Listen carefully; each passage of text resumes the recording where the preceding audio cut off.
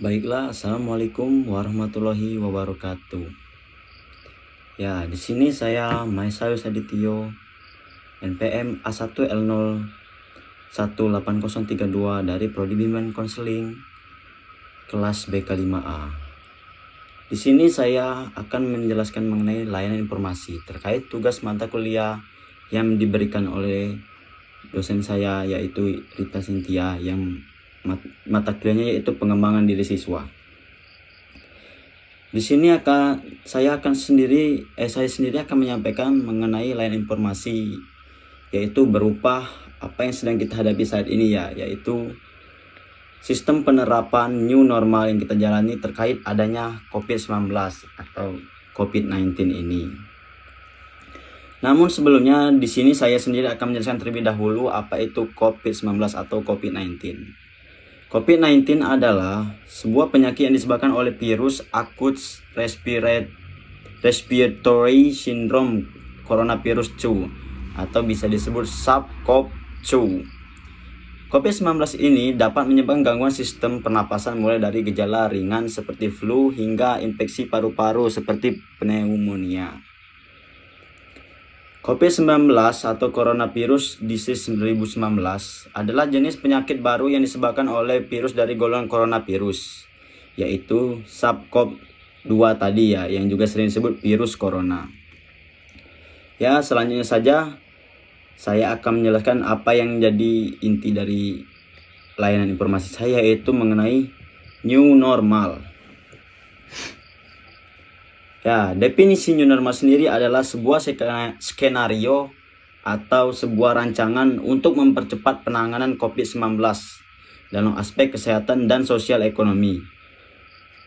Pemerintah Indonesia sendiri telah mengumumkan bahwa di Indonesia ini untuk menerapkan atau mengimplementasikan skenario new normal dengan mempertimbangkan studi epidemiologis dan kesiapan regional.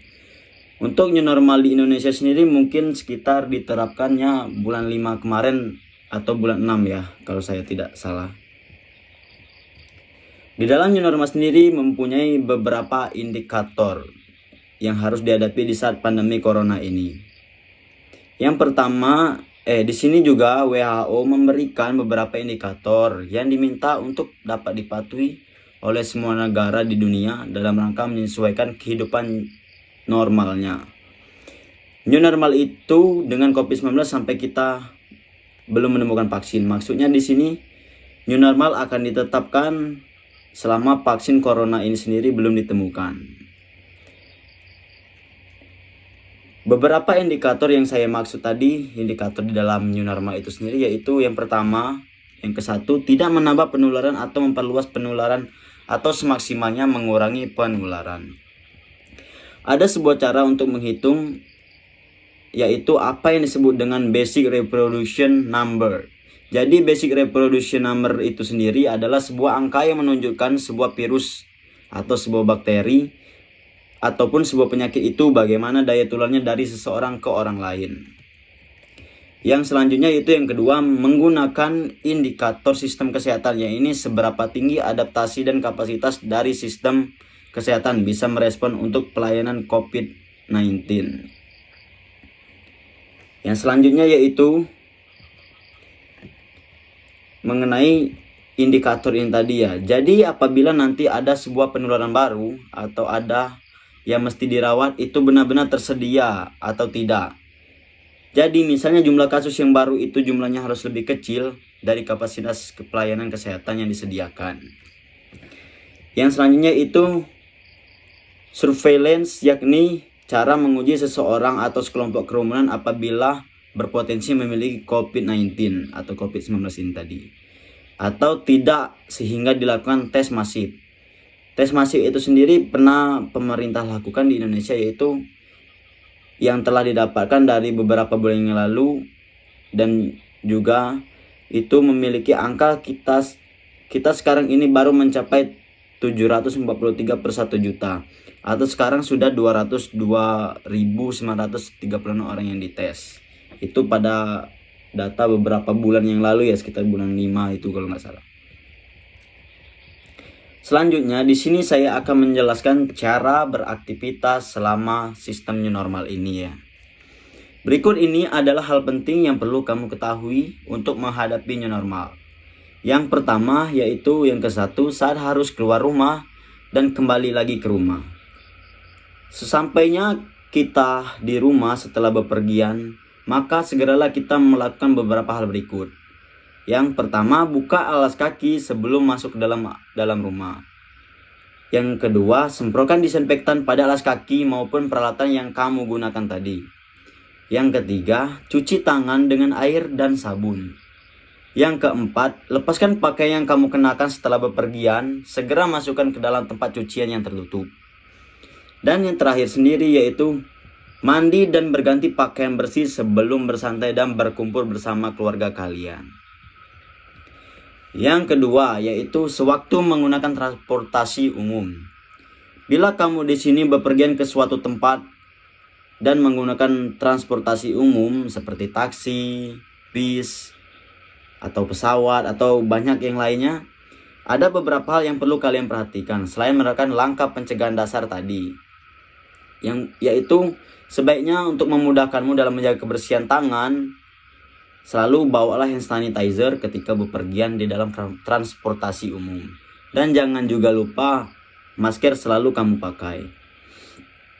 Dan juga jangan sesekali kamu menyentuh wajah dan tangan yang belum dibersihkan. Selain itu, pastikan kamu selalu membawa botol minum agar tetap terhidrasi selama perjalanan. Dan jangan lupa juga ketika di dalam transportasi umum, kamu harus menjaga jarak antara kamu dan penumpang yang lainnya. Minimal menjaga jarak 1 meter. Yang ketiga, yaitu ketika bekerja atau selama bekerja di kantor. Ini bagi yang bekerjanya di kantor ataupun di suatu perusahaan, begitulah macamnya. Dimulainya new normal akan membuat para karyawan atau pekerja kembali bekerja di kantor secara bertahap setelah beberapa bulan bekerja dari rumah. Nah, agar tetap aman kalian dari COVID-19 ini, kamu perlu menerapkan sistem physical distancing dalam setiap kegiatan di kantor. Istilahnya sama hampir mirip dengan yang di transportasi umum tadi ya. Kita harus menjaga jarak dan harus selalu sedia hand sanitizer, dan jangan sering kali sebelum memakai hand sanitizer kalian menyentuh bagian tangan ataupun wajah. Yang selanjutnya yaitu keempat, ketika berbelanja. Bila kamu harus berbelanja keluar membeli bahan makanan seperti itu ya, atau yang sangat kebutuhan pokok sepertinya yang kita harus bepergian keluar mencari barang itu, kemungkinan kamu akan bertemu dengan kerumunan ataupun bertemu dengan orang banyak. Dan jangan lupa selalu ingat sama seperti yang nomor 3 ketika di kantor, selalu terapkan physical distancing. Batasi menyentuh barang-barang di toko ataupun di tempat umum itu. Bila memang barang itu tidak kamu gunakan atau tidak akan kamu pakai, jangan sampai kamu menyentuhnya. Dan jangan lupa juga selalu bercuci tangan ataupun memakai hand sanitizer tadi. Setelah menyentuh barang-barang itu, jangan kamu menyentuh wajah ataupun ke daerah-daerah sekitar muka ya. Dan juga jangan menyentuh barang-barang pribadi, misalnya tas, handphone kalian itu. Sama seperti yang saya bilang, lakukan dulu cuci tangan ataupun memakai hand sanitizer, baru kalian menyentuh barang-barang pribadi ataupun daerah wajah kalian. Yang kelima yaitu ketika melakukan berbelanja online ataupun memesan makan online. Ya, di sini walaupun sistemnya itu online, tetap ada potensi penularan COVID-19 ini tadi. Nah, ketika berjalannya atau sudah masuknya COVID-19 ini, COVID-19 ini, belanja online makin banyak diminati oleh orang-orang karena mereka lebih merasa aman karena di rumah tetap bisa berbelanja. Dan belanja online ini kita bisa membeli berbagai macaman seperti makanan, minuman, ataupun barang yang kita butuhkan. Meskipun hampir seluruh dan pusat perbelanjaan ditutup pada saat PSBB. Dengan begitu, kita harus tetap berhati-hati walaupun menerima barang online. Siapa tahu ada istilahnya rantai dari penyebaran ini tadi, mungkin dari bila kita memesannya dari agen-agen pengirim seperti agen pengirim JNE begitu, mungkin kurirnya ini tadi bisa terkena virus atau bagaimana, ya akhirnya kita tertular. Dengan begitu kita harus memperhatikan beberapa hal ketika mengambil barang online ataupun diantar barang yang setelah sampai tadi. Yang pertama, hindari kontak langsung dengan kurir. Bila perlu, gunakan masker saat berinteraksi. Maksudnya di sini, ketika kurir itu sampai, kita usahakan jangan sampai bersentuhan langsung dengan kurir, atau memintanya saja berpesan untuk meletakkan barang atau makanan itu di lantai atau bagaimana lah. Yang kedua, upayakan untuk membayar perbelanjaan secara online ini tadi menggunakan non tunai untuk meminimalkan interaksi dengan kurir. Yang selanjutnya, selalu sediakan tempat khusus bagi kurir untuk menaruh barang pesananmu, seperti yang saya bilang tadi, atau ditaruh barang pesanan itu tadi di lantai atau di dekat-dekat depan pintu begitu kan. Nah, jangan sampai bersentuhan langsung, agar kamu tidak perlu bertemu langsung dengan kurir ini tadi. Jadi seperti kurir hanya memanggil, mengetok, "Bu, ada barang sampai." Nah, jadi dia hanya menaruh di depan rumah, di depan pintu begitu.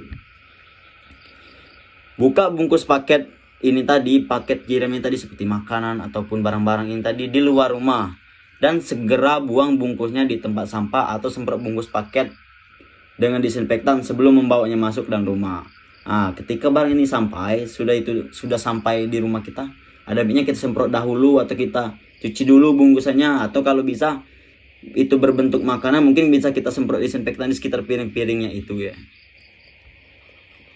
Untuk makanan cukup buka dan buang bungkusnya. Nah, seperti yang saya bilang, bungkusnya saja disemprot, tapi jangan ke makanannya disiram dengan disinfektan ini tadi.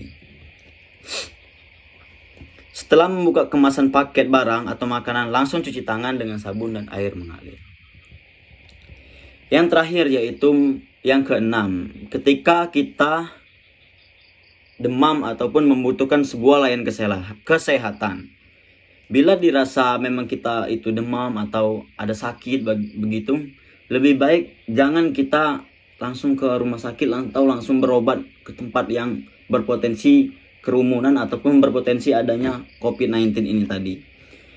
Alih-alih lebih baik kita berkonsultasi langsung dengan dokter melewati via online begitu. Seperti yang kita sering dengar, yaitu menggunakan aplikasi Al-Dokter untuk bisa melakukan konsultasi dengan dokter umum maupun dokter spesialis. Berkonsultasi secara online ini sendiri melalui aplikasi dinilai lebih aman untuk mencegah penularan virus corona, khususnya bagi orang-orang dengan penyakit yang rentan terkena COVID-19 seperti penyakit jantung, diabetes ataupun asma, dan seperti penyakit-penyakit yang hampir memiliki mirip dengan gejala corona ini. Ya, terima kasih. Itulah layanan informasi dari saya mengenai new normal yang diterapkan di seluruh dunia hampir ya, merata, dan terkhusus untuk di negara kita sendiri, Indonesia. Dan semoga virus corona ini segera berlalu dan vaksin juga segera diterapkan ke seluruh warga ataupun rakyat di Indonesia ini. Terima kasih. Wassalamualaikum warahmatullahi wabarakatuh.